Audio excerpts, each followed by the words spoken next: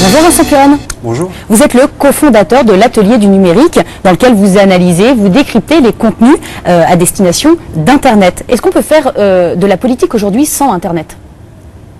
Sans Internet, on peut faire de la politique, bien sûr. Je pense que les gros politiques aujourd'hui n'ont pas forcément besoin d'Internet parce qu'ils sont présents au quotidien et c'est d'ailleurs cette fréquence quotidienne qui fait la force du digital.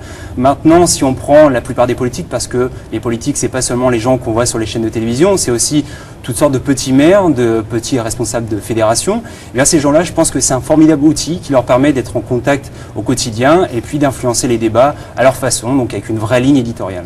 Alors justement, à quelques mois des municipales, est-ce que vous diriez que plus on est présent, plus on est actif sur les réseaux sociaux, plus on a de chances d'être élu, voire réélu? Bon, c'est un peu simple de dire que être présent fréquemment, être présent en continu permet d'avoir de nouveaux électeurs. Maintenant, je pense que ça contribue à ça. Je pense que le fait d'être présent au quotidien permet d'aller démarcher un maximum de personnes. Plus on va démarcher de personnes, plus potentiellement on va recruter de nouveaux électeurs. Ce qui manque aujourd'hui, je pense concrètement, à beaucoup de maires, à beaucoup de députés, beaucoup de personnalités politiques, c'est peut-être une ligne éditoriale. Il faut devenir un vrai média, comme LCP par exemple. Vous avez une vraie ligne éditoriale, c'est ce qui manque aujourd'hui. Et au-delà de l'interaction, le fait d'avoir du vrai fond, au-delà de la promotion, c'est ça qui va permettre d'émerger, je pense. Un politicien qui ne tweete pas, c'est un politicien qui ne communique pas? C'est un politicien qui ne communique pas avec le public, avec le citoyen. Et je pense que la communication la plus importante, c'est la communication avec le citoyen. C'est sûr que c'est important de communiquer avec les médias, avec les journalistes, mais si vous voulez influencer un minimum la pensée d'un citoyen, il faut échanger directement avec lui. Et c'est ce que permet aujourd'hui Internet.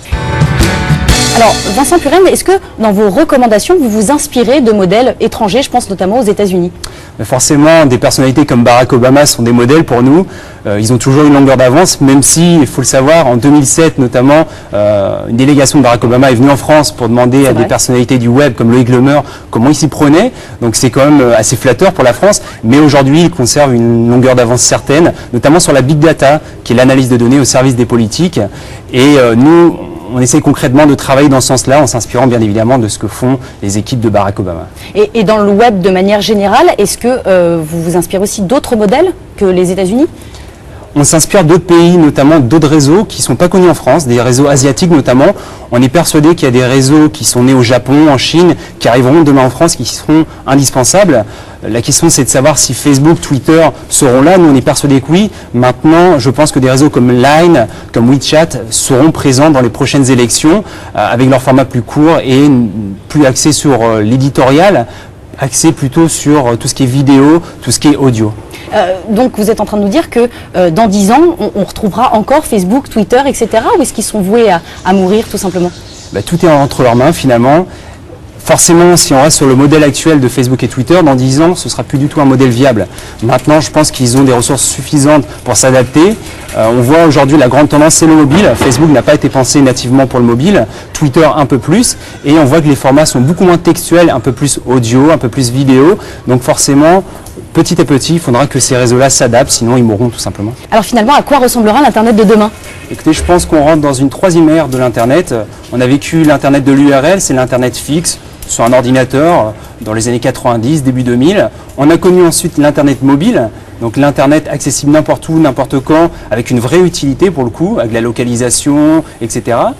Et on rentre dans l'Internet des objets aujourd'hui, c'est-à-dire l'accessibilité à Internet via différents périphériques, qu'il s'agisse d'une table, qu'il s'agisse d'une voiture, qu'il s'agisse d'un arrêt de bus, etc., etc. Donc finalement, je pense que l'ordinateur sera mis de côté, le smartphone sera un petit peu l'épicentre de tout cet Internet, mais on pourra interagir n'importe où, n'importe quand. Merci beaucoup, Vincent Puren de l'Atelier du numérique.